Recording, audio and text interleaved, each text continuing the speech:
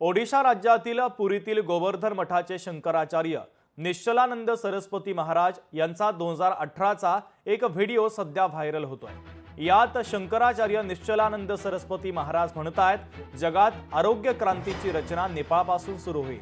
ही आरोग्य क्रांती फार मोठी असेल, सर्वांसाठी उपयुक्त असेल आणि भारत यापासून शिक्षा घेईल असं त्यांनी या व्हिडिओमध्ये म्हटलेलं आहे। हा व्हिडिओ सध्या व्हायरल होतोय। के पूर्व प्रधानमंत्री वर्तमान प्रधानमंत्री जी, भारत के पूर्व राष्ट्रपति जी वर्तमान राष्ट्रपति जी भी कान खोलकर सुन लें।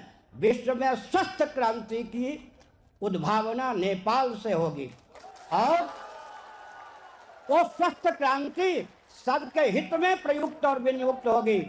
यह जो काठमांडू है, यहाँ के राजाधिराज साक्षात पशुपतिनाथ हैं, उनकी राजधानी है। नेपाल भव्य रूप धारण करेगा, भारत इससे शिक्षा लेगा। हर हर महादेव।